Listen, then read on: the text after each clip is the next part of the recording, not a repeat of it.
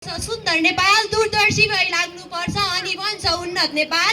सत्यनिष्ठा बन्नुपर्छ यो देशको काचुली फेर्न, सत्यनिष्ठा बन्नुपर्छ यो देशको काचुली फेर्न। आधुनिक नेपाल खुसी नेपाली देश विकास अझै छ हेर्न, आधुनिक नेपाल खुसी नेपाली देश विकास अझै छ हेर्न। धन्यवाद कार्यक्रम सञ्चालकज्यू, आदरणीय यस गरिमामय सभाका सभापति महोदय, आदरणीय गरिमामय सभाका सभाध्यक्ष महोदय, मञ्चासीन रक्त प्रतिष्ठित महानुभावहरू, दूधको दूध र पानीको पानी छुटाउन बस्नुभएका निष्पक्ष निर्णायक मण्डलज्यू, गुरुवर्ग, प्रतियोगी अप्रतियोगी आवासी सम्पूर्णमा म श्री बालोदे अङ्ग्रेजी आवासीय माध्यमिक विद्यालयको कक्षा 9 मा अध्ययनरत छात्रा पिन्सा खनालको तर्फबाट स्वीकार्नु स्नेह अभिवादन। आज मिति 2080 साल फागुन महिनाको 7 गतेका दिन नेपाल विद्यार्थी सङ्घ भिरकोटद्वारा आयोजित वक्तृत्व कला प्रतियोगितामा म पनि भाग लिन पाउँदा आफूलाई भाग्यमानी ठानेकी छु। आजको यस वक्तृत्व कला प्रतियोगिताको शीर्षक रहेको छ आधुनिक नेपालको निर्माणमा जल, जमिन, जङ्गल र जवानीको सदुपयोग। वास्तवमा भन्नुपर्दा हामी सबैलाई थाहा छ हाम्रो देश नेपाल प्राकृतिक सम्पदाको दृष्टिकोणले विश्वकै एक धनी राष्ट्र हो। अझ इतिहासका पन्ना पल्टाएर विश्वको तथ्याङ्कलाई निहाल्ने हो भने मेरो देश नेपाल जलस्रोतको दृष्टिकोणले र प्राकृतिक सम्पदाको दृष्टिकोणले विश्वकै ब्राजिल पछिको दोस्रो धनी राष्ट्र हो। मेरो देश नेपालमा जलस्रोत नदी नाला, ताल तलैया, हिमाल लगायत समुद्र बाहेक सबै जलस्रोत मेरो देश नेपालमा उपलब्ध छ। मेरो देश नेपालमा विस्तारमा भन्ने हो भने निरन्तर रूपमा बगिरहने खोलाहरू र भिरालो परिवेशबाट 83,000 मेगावाट जलविद्युत उत्पादन गर्ने क्षमता मेरो देशमा सुरक्षित छ। तर विडम्बना मेरो देश हालसम्म 3,000 मेगावाट जलविद्युत पनि उत्पादन हुन सकेको छैन। भन्न त मेरो देशलाई कृषि प्रधान देश पनि भनिन्छ। मेरो देशको कुल जनसङ्ख्याको 66.7% व्यक्तिहरू कृषि पेसामा आबद्ध छन् भने 28% खेतीयोग्य जमिन छ। तर विडम्बना मेरो देश अहिलेसम्म मलाई अचम्म लाग्छ कि जम्मा 2% व्यक्ति कृषिमा आधारित भएको राष्ट्र अमेरिकाले वार्षिक रूपमा अरबौँको गहुँ बेच्छ, करोडौँको धान बेच्छ र कृषि प्रधान भनिएको मेरो देशमा केवल निर्वाहमुखी कृषि मात्र भइरहेको छ। यति भन्दा भन्दै मलाई एउटा कविताको श्लोक याद आयो। सुगन्धित जडीबुटी फुल्छन् हिमालमाथि, पहाडका डाँडा काँडा पर्यटकका ताती, स्वदेशमै रोजगारीको मिलाएर चाँजो, तराईको अन्न भण्डार राख्नु न बाजो, तराईको अन्न भण्डार राख्नु न बाजो। त्यसकारण नेपाल सरकारले पनि अब कृषिका लागि भूउपयोगी नीति ल्याउनु आवश्यक देखिन्छ र कृषकलाई विभिन्न किसिमका हक अधिकारहरू प्रदान गर्नु पनि आवश्यक देखिन्छ। हुन त मेरो देशमा वन जङ्गल बढेर झन्डै 41.5% पुग्यो। तर विडम्बना मेरो देश अहिलेसम्म वार्षिक रूपमा अरबौँको काठहरू मेरो देशमा आयात गरिन्छ, निर्यातको त कुरै छैन। मेरो देशलाई हरियो वन नेपालको धन भन्ने नाराले केही समय अघिसँग चित्रण गरिन्थ्यो भने हाल आउँदा हरियो वन नेपालको धन कागजमा मात्र वन भन्ने नीति आइसकेको छ जस्तो मलाई लाग्दछ। र यही कुरालाई कागजमा मात्र सीमित गर्नका लागि नेपाल सरकारले पनि कस्तो अचम्मको नीति ल्याएको छ भन्ने सुन्दैछु म। नेपाल सरकारले पनि यहाँ उपस्थित सम्पूर्ण महानुभावहरूले अहिलेको जल्दोबल्दो समाचार सुन्नुभएकै छ होला। बाजा नियन्त्रण गर्नका लागि वन जङ्गल फडाली गर्ने अरे वा सरकार। म यही मञ्चबाट प्रश्न गर्न चाहन्छु कि यदि तपाईँको कपालमा जुम्रा पर्यो भन्दैमा पहिला त्यो जुम्रालाई नियन्त्रण गर्नुहुन्छ कि पुरै कपालमा डडेलु लगाउनुहुन्छ? त्यसकारण बाजा नियन्त्रण गर्नका लागि सरकारले पनि वन जङ्गल फडाली गर्नु आवश्यकता नदेखिकन यसलाई आवश्यक नीति र तजुर्बाहरू अप्नाएर यसमा कार्यरत हुनु आवश्यक देखिन्छ। हुन त मेरो देश सम्भावना नै सम्भावनाको खानी हो। तर विडम्बना मेरो देश प्रत्येक दिन 1500 देखि 2000 को सङ्ख्यामा युवा युवतीहरू विदेश गइरहेका छन्। अहिलेसम्मको तथ्याङ्क हेर्ने हो भने करिब 40 देखि 50 लाख युवा युवतीहरू 2 छ्या खाना र 1 सरो लाउनका लागि विदेश गइरहेका छन्। र नेपाल सरकारले यदि प्रश्न पनि गर्न सक्दैन कि विदेश नजाऊ बाबु नानी हो, त्यसमै रोजगारीको अवसर सिर्जना गरौँला। मलाई विडम्बना लाग्छ ती विदेश गएका युवा युवतीहरू देश सम्झेर फर्केर आएका छैनन्। विदेश गएका कयौँ मदनहरू मुना सम्झेर घर फर्केर आएका छैनन्। म के भन्न चाहन्छु भने विदेशीको झिलिमिली हेरी जति मन रमाए तापनि आमाकै काख प्यारो हुन्छ, जति पैसा कमाए तापनि। त्यसैले अबका दिनमा सही प्रयोग गर्ने हातहरू, गरी खाने बालहरू, नेपाली हुनुको एकमात्र पहिचान अनि राष्ट्रियताको डोरभित्र रहेको मिठो सम्मान र प्रगति उन्मुख वातावरणको अनुभव गर्न पाइयो। सन्त वर्षाको बेलसरी बाढी नजाओस् भन्न मन लाग्यो, वर्षाको बेलसरी बाढी नजाओस् भन्न मन लाग्यो, नेपालीहरूका सपना यत्तिकै खेरा नजाओस् भन्न मन लाग्यो। उनीहरूको त्याग बुझ्नु, उनीहरूले देशका निमित्त राखेको अनुराग बुझ्नु, उनीहरूको त्याग बुझ्नु, उनीहरूले देशका निमित्त राखेको अनुराग बुझ्नु, नेपालीहरूले आधुनिक नेपालमा देखेको सपना यत्तिकै टुटेर नजाओस् भन्न मन लाग्यो, नेपालीहरूले आधुनिक नेपालमा देखेको सपना यत्तिकै टुटेर नजाओस् भन्न मन लाग्यो। धन्यवाद। प्रकृति नै हुन् हामी सबै प्राणीका जननी, प्रकृति नै हुन् हामी सबै प्राणीका जननी, धन्य प्रकृति हामी जलस्रोतका धनी, धन्य प्रकृति हामी जलस्रोतका धनी। स्वच्छ वातावरण स्वर्ग जै हाम्रो देश, स्वच्छ वातावरण स्वर्ग जै हाम्रो देश, यहाँ क्या मिलेको छ हिमाल पहाड मधेस, यहाँ क्या मिलेको छ हिमाल पहाड मधेस।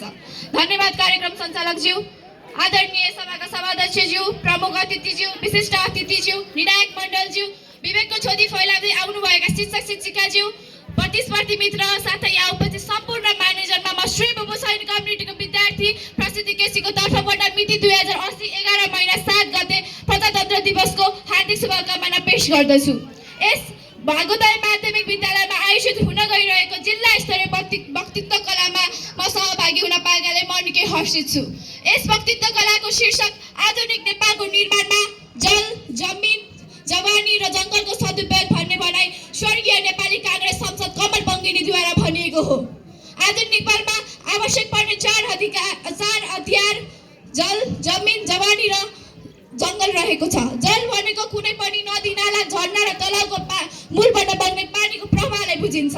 जलका मार्फत जलविद्युत उत्पादन गरी नेपालको हरेक दुर्गम क्षेत्रमा विद्युतको पहुँच गराई त्यहाँ बस्ने स्थानीय बासिन्दाको जीवन स्तर उकास्न सकिन्छ। यसका साथै जलविद्युतबाट चल्ने उपकरणको आविष्कार गरेर त्यहाँ बस्ने नेपालको मुख्य ब्रान्डका रूपमा चिनाउन सकिन्छ र जलविद्युतको क्षमता नेपालमा 83,000 मेगावाट रहेको छ। त्यसमध्ये 42,000 मेगावाट हामीले जलविद्युत उत्पादन गर्न सकेका छौँ। यदि क्षमता अनुसार हामीले जलविद्युत उत्पादन गर्यौँ भने जलविद्युतलाई निर्यात गरी अन्य देशबाट वैदेशिक मुद्रा पनि आर्जन गर्न सकिन्छ र आधुनिक नेपालको निर्माणमा आवश्यक पर्ने दोस्रो सम्पदा रहेको छ जमिन। जमिन भनेको यस्तो पृथ्वीको भूभाग हो जसका मार्फतबाट हामीले खाद्य तत्त्व, पौष्टिक तत्त्व र खनिज पदार्थ प्राप्त गर्न सक्छौँ। खनिज पदार्थ भनेको कुनै पनि रासायनिक संरचना, तामा, फलम, सुन आदि पदार्थलाई बुझिन्छ। खनिज पदार्थका माध्यमबाट हामीले उद्योग कलकारखानाको विकास गर्न सकिन्छ। खनिज पदार्थका माध्यमबाट हामीले निर्यात गरी वैदेशिक मुद्रा आर्जन गर्न सकिन्छ। खनिज पदार्थको उत्पादन र प्रशोधनका कार्यले रोजगारीको अवसर बढाउँछ र यसका साथै जमिनले खाद्य तत्त्व, पौष्टिक तत्त्व नेपाली जनताहरूलाई जीवन निर्वाहका लागि उपलब्ध गराएको छ। नेपाल कृषि प्रधान देश भए तापनि सिंचाइ सुविधाको उपलब्ध भएको छैन। राणा शासनकालदेखि सिंचाइ सुविधालाई प्राथमिकता दिए तापनि हालसम्म राम्रो विकास भएको छैन। नेपालको 15,03,367 हेक्टर जमिन सिंचित भएको मानिन्छ आर्थिक सर्वेक्षण 2077 वा 78 को तथ्याङ्क अनुसार र खेर गइरहेको पानीलाई जमिनमा लगेर सिंचित बनाई कृषकहरूको उत्पादकतामा वृद्धि गराई देशको मुख्य अर्थतन्त्रको स्रोत कृषिको विकास गर्न सकिन्छ, जसले गर्दा आधुनिक नेपालको निर्माणमा कुनै पनि असहजता देखा परिदैन। र यसका साथै तेस्रो सम्पदा रहेको छ जंगल। जंगल भनेको प्रकृतिले देशलाई वरदानका स्वरूप दिएको अनुपम सम्पदा हो। जंगलका मार्फतबाट हामीले जडीबुटी, बोट बिरुवा, काठदाउरा प्राप्त गर्न सक्छौँ। काठदाउरालाई कलात्मक वस्तुहरूमा परिवर्तन गरी कलाकारहरूलाई निखार्न सकिन्छ। यसका साथै जडीबुटीलाई औषधिमा परिवर्तन गरी कयौं रोगको अन्त्य गराई कयौं रोगी मानिसहरूलाई नयाँ जीवन प्रदान गर्न सकिन्छ र वनजङ्गलको सही सदुपयोग गरी जनावरहरूलाई वनजङ्गलमै संरक्षण र सम्वर्धन गराई पर्यटक स्थलका रूपमा विश्वभरि चिनाउन सकिन्छ र अन्तिम र अहम भूमिका खेल्ने आधुनिक नेपालको निर्माणमा रहेको छ जवानी। जवानी भनेको देशको जनशक्ति हो। कुनै पनि शारीरिक तथा मानसिक कार्य गरेर देश र समाजको विकासमा योगदान पुर्याउने जनसङ्ख्यालाई जनशक्ति भनिन्छ। नेपालको जनसङ्ख्या 66.96% युवा मानिन्छ।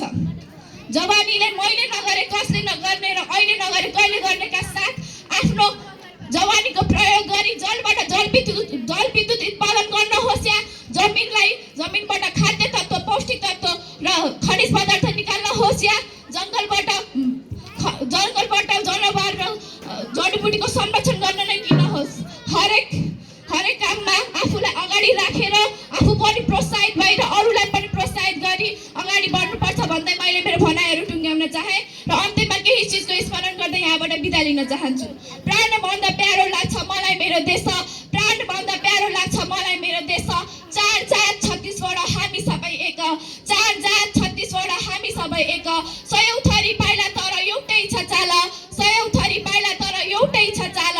हरेक जन्ममा नेपाली भई जन्म लिन पाऊ। जय नेपाल, जय नेपाल। भन नेपालको धन जल र पानी, समृद्ध नेपाल बन्ने थियो देशमै बसे त जवानी।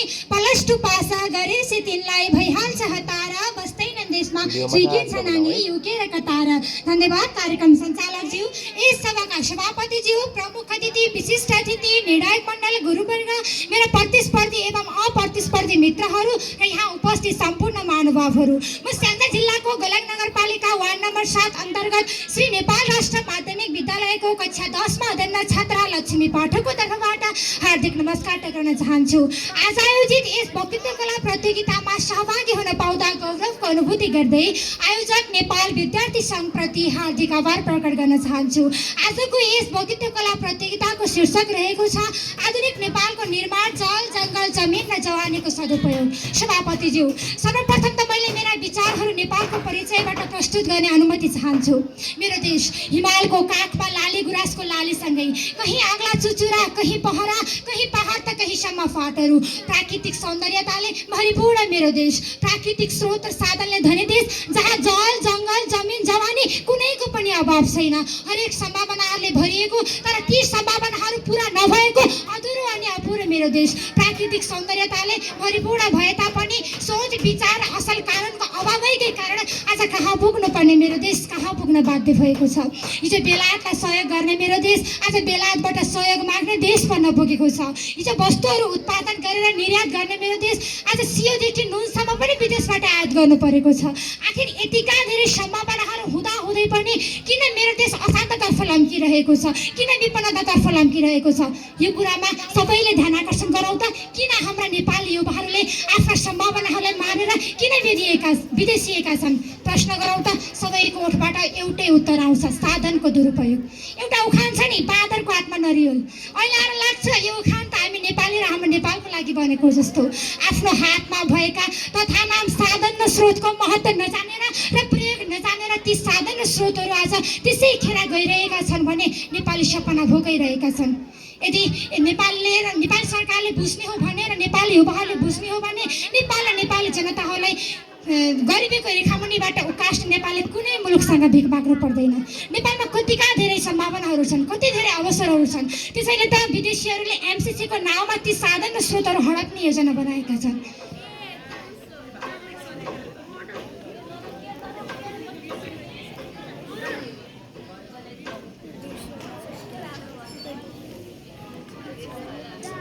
Thank you.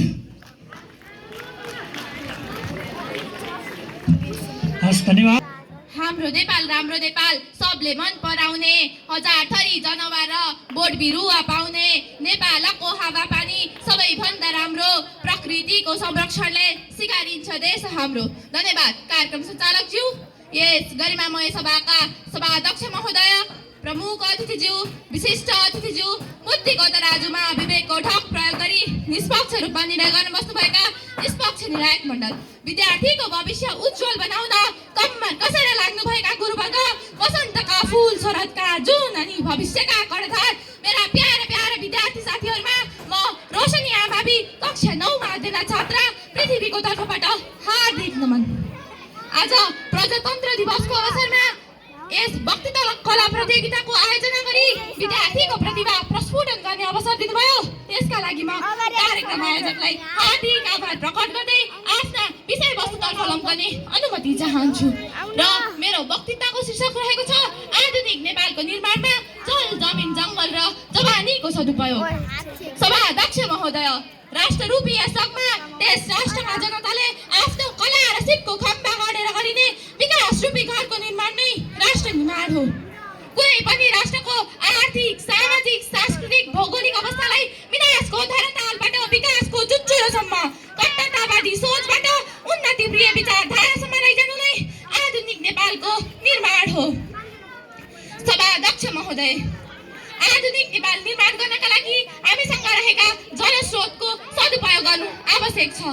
आधुनिक नेपाल निर्माण गर्नका लागि हामीमा कृषि क्षेत्रमा पूर्ण जागरण गर्नु आवश्यक छ।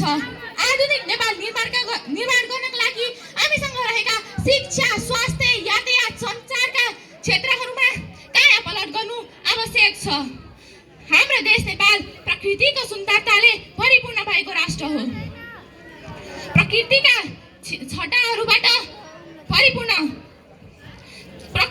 छटाहरूमा परिपूर्ण र मुस्कुराउँदै रहेको विश्वको सर्वोच्च शिखर सगरमाथामा विराजमान भएको हाम्रो देश नेपाल छ। हाम्रो देश नेपालमा सम्भावनाका खानीहरू हिमाल जस्ता अटल र उच्च रहेका छन्। हाम्रो देश नेपालमा हिमालबाट हिउँ बग्लेर बग्ने कञ्चन नदीनालाहरूमा विश्वका मानिसलाई प्यास मेटाउन सक्ने सम्भावना रहेका छन्।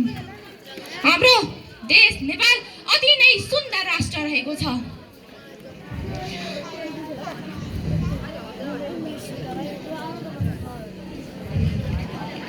हाम्रो देश नेपालमा गण्डकीका गहनता, तमोरका तमसा र फेवाका फैलावट, बेगनासका शालीनता, नेपालका जलस्रोतका अजग्र भण्डारहरू रहेका छन्।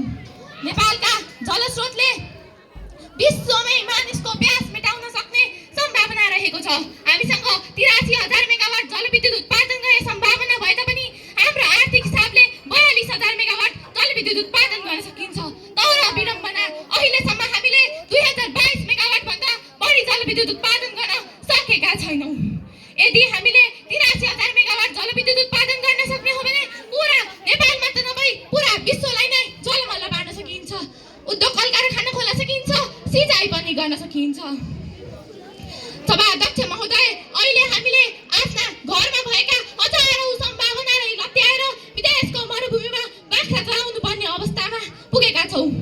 यो यस्तो अवस्थाबाट छुटकारा पाउनका लागि हामीले नेपालमा भएका जलस्रोतको सही र उचित तरिकाले सदुपयोग गर्न सक्नेमा विश्वका बेरोजगार युवाहरू नेपालका फाँटमा आएर भेडा बाख्रा चराउनेछन्।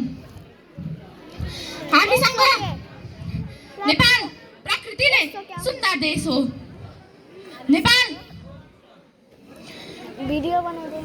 नेपाललाई बार्दली सहितको 5 तले घरका रूपमा कल्पना गर्न सकिन्छ। नेपालमा पर्वतारोहण, जङ्गल जनावरको अवलोकन, नेपालमा रहेका अनेकौं सम्पदाले परिपूर्ण राष्ट्र छ। हामीले विदेशीका मुद्राहरू पनि आयात गर्न सकिन्छ। नेपालमा भएका अनेकौं सम्भावनाका खानीलाई हामीले उचित रूपमा प्रयोग गर्नुपर्छ। हरियो वन नेपालको धन भने चाहिँ नेपालमा सयौंका संख्यामा हरिया वन जङ्गलहरू रहेका छन्। ती हरिया वन जङ्गलको उचित रूपमा प्रयोग गर्नुपर्छ। नेपालमा अन्न मात्र होइन, विभिन्न प्रकारका मृत सञ्जीविनी बुटीहरू पाइन्छन्। सामान्यतया 16 वर्ष काटिसकेका र 40 वर्ष ननागेका, बालपनको चञ्चलताले छाडिसकेका र बढौली नसमातेका, आत्मा सिप र आत्मा जाँगर भएका मानव शक्तिलाई नै जवान भनिन्छ।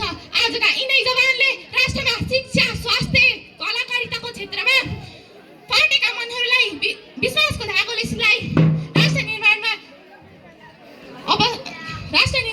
महत्त्वपूर्ण भूमिका खेल्नेछन् भन्दै विकासका नयाँ खाका कोर्न हामी उठौँ, राष्ट्रको समृद्धिमा एक भई जुटौँ, आधुनिक नेपाल निर्माण गर्ने सबको सरोकार। यति भन्दै बिदा हुन्छु। हस्त नमस्कार। धन्यवाद। दुनियाको संसारमा रमाउनु पर्दैन। यदि आफू सत्य छ भने दुनियाको कुनै बादशाहसँग डराउनु पर्दैन। जल जग्गा जमिन जवानीको सदुपयोग गर्ने भने विकासको निकास खोज्दै सरकारको ढोका ढकढकाउनु पर्दैन। अनि जनताहरू पुरपुरोमा हात राखी विकास नै भएन भने सरकारलाई कराउनु पर्दैन। धन्यवाद कुशल कार्यक्रम सञ्चालकज्यू, आदरणीय सभाका सभापतिज्यू, प्रमुख अतिथिज्यू, विशिष्ट अतिथिज्यू, को भन्दा को कम भन्ने भावनाका साथ प्रतिस्पर्धाको मैदानबाट विजयको माला हासिल गर्नका निमित्त विभिन्न विद्यालयबाट आउनुभएका मेरा प्रतिस्पर्धी मित्रहरू, निष्पक्ष निर्णायक मण्डलज्यू, समय पालक एवं उपस्थित सम्पूर्ण महानुभावहरूमा स्वीकार्नुहोस् म पस्कान्त लुइटेलको तर्फबाट न्यानो अभिवादन। आज मिति 2080 साल 11 महिना 7 गतेका दिन यो सुनौलो अवसर पारेर मलाई पनि मेरा विचार राख्ने सुनौलो अवसर दिनुभएकोमा आयोजकज्यूप्रति धन्यवाद व्यक्त गर्दै कति पनि ढिला नगरी आजको विषयवस्तु आधुनिक नेपाल निर्माणमा जल जग्गा जमिन जवानीको सदुपयोग भन्ने विषयमा आफ्ना मन्तव्यहरू राख्नका निमित्त सभाध्यक्षको अनुमति चाहन्छु। जसरी एउटा सिङ्गो कोठा बन्नका निमित्त 4वटा स्तम्भहरू अपरिहार्य हुन्छन्, त्यसरी नै आधुनिक नेपाल निर्माण गर्नका निमित्त अघि उल्लेख भएका पक्षहरू अपरिहार्य छन्। सभाध्यक्ष महोदय, यिनीहरू एक आपसमा अनुन्यासी सम्बन्धले गाभिएका छन्। नेपालमा हेर्ने हो भने नेपाल 2.27% सहित जलस्रोतको ब्राजिल पछिको दोस्रो सम्पन्नशाली राष्ट्र हो। नेपालमा 83,000 मेगावाट विद्युत उत्पादन गर्ने सामर्थ्य छ भने जसमध्ये 42,000 मेगावाट आर्थिक एवं प्राविधिक हिसाबले उपयुक्त देखिन्छ। तर विडम्बना भन्नुपर्छ, अहिलेको नेपालको स्थितिमा हेर्ने हो भने जम्मा 2603 मेगावाट मात्र विद्युत उत्पादन भएको छ। यदि हामीले थप लगानी गरी यसलाई बढाउन सक्यौँ भने विदेशमा बेचेर खर्बौँ कमाउन सक्छौँ। सभाध्यक्ष महोदय, नेपाल कृषि प्रधान देश हो। हामीले सिँचाइको उचित सुविधा उपलब्ध गराउन सक्यौँ भने हाम्रो राष्ट्रलाई समृद्ध बनाउन सक्छौँ। साथै जल पर्यटन जस्तै राफ्टिङको व्यवस्था गरी देश विकास गर्न सक्छौँ। सभाध्यक्ष महोदय, बायोडाइभर्सिटी कन्भेन्सन 1992 का अनुसार हेर्ने हो भने नेपालमा 650 प्रकारका पुतलीहरू पाइन्छन्, 43 प्रकारका उभयचरहरू पाइन्छन्, 181 प्रकारका स्थानधारी जीवहरू पाइन्छन्, 888 प्रकारका चराहरू पाइन्छन्। तर योभन्दा पनि गर्वको कुरा के छ भने हाम्रो नेपालमा 10,000 भन्दा बढी प्रकारका वन्यजन्तुहरू पाइन्छन्, जसमध्ये 700 भन्दा बढी प्रकारका जसमध्ये 700 भन्दा बढी प्रकारका वनस्पतिहरू औषधिजन्य छन्। सभाध्यक्ष महोदय, हाम्रो देशमा यार्चकुम्बा, काँचौले, जटामसी जस्ता बहुमूल्य जडीबुटीहरू रहेका छन्। म तपाईँलाई उदाहरण दिन चाहन्छु। हाम्रो जताततै पाइने गावाबाट हामीले एन्टिबायोटिक उत्पादन गर्न सक्छौँ। साथै हामीले 20 रुपियाँमा किनमेल गर्ने अन्डाभित्र रहेको सेतो भाग जसलाई अङ्ग्रेजीमा एल्बुमिन भनिन्छ, त्यसको प्रशोधन गरी न्युट्रिसिनोफिड ट्याब्लेट विदेशमा बेचेर खर्बौँ कमाउन सक्छौँ। सभाध्यक्ष महोदय, आजभन्दा 10 वर्ष अघि हेर्ने हो भने नेपालमा 4.2 मिलियन हेक्टर क्षेत्रफलमा खेती गरिन्थ्यो, तर आजको स्थितिमा आइपुग्छ जम्मा 2.2 मिलियन हेक्टर क्षेत्रफलमा खेती गरिन्छ। सभाध्यक्ष महोदय, एकातिर खर्बौँको अन्न आयात भइरहेको छ भने अर्कोतिर हाम्रा बाली नाली हाम्रा जग्गा जमिनहरू बाँझै छन्। सभाध्यक्ष महोदय, यसरी कसरी विकास हुन्छ? सभाध्यक्ष महोदय, आजको स्थितिमा हेर्ने हो भने 12 दिनेको सङ्ख्या 4,67,000 छ भने त्यही अनुपातमा गत 7 महिनामा हेर्ने हो भने नेपाल छाड्नेको सङ्ख्या 4,82,000 छ। महोदय, देश रित्तिँदैछ। यदि हामीले देशलाई बचाउनु छ भने हाम्रो देशमा भएका जल जग्गा जमिनको सदुपयोग गर्नका निमित्त जलविद्युत, जल पर्यटन, राष्ट्रिय निकुञ्ज साथै विदेशी भूमिमा भएका व्यक्तिहरूलाई नेपालमा ल्याउनुपर्छ र त्यसको लागि एउटा मात्र उपाय हो मेहनत। त्यसको लागि मेहनत गर्नुपर्छ। सभाध्यक्ष महोदय, अन्ततः म के भन्न चाहन्छु भने हाम्रो राष्ट्रलाई समृद्ध बनाउनका निमित्त आँखा चिम्म गरी परिकल्पनाको संसारमा रमाउनु पर्दैन। यदि चाहने हो भने हामीले सम्पन्न बनाउन सक्छौँ। आधुनिक नेपाल भन्न साथ मेरो मन मस्तिष्कमा उज्यालो चाहन्छ, जहाँ प्रत्येक नेपालीको शिरबाट 81,000 ऋणको बोझ हराउँछ अनि देशमा रोजगारीमूलक क्रान्ति छाई, प्रति व्यक्ति आय 100% बढेर विकसित मुलुकको सूचीमा नेपाल पनि आउँछ अनि सबै नेपालीले समृद्ध नेपाल र सुखी नेपालीको आवास पाउँछन्। सभाध्यक्ष महोदय, अन्ततः म के भन्न चाहन्छु भने हाम्रो देशमा भएका नदी नाला वन जङ्गलको सदुपयोग गर्दै हाम्रो देशमा भएका दैलेखको डुल्लुमा खानी छ, त्यसको खानीको सदुपयोग गर्दै देशमा नै सिँचाइ सुविधा उपलब्ध गराई आधुनिक नेपालको निर्माणमा लाग्न सक्यौँ भने म बाजी ठाकेर भन्छु हाम्रो राष्ट्र समृद्ध बन्न सक्छ। जय नेपाल।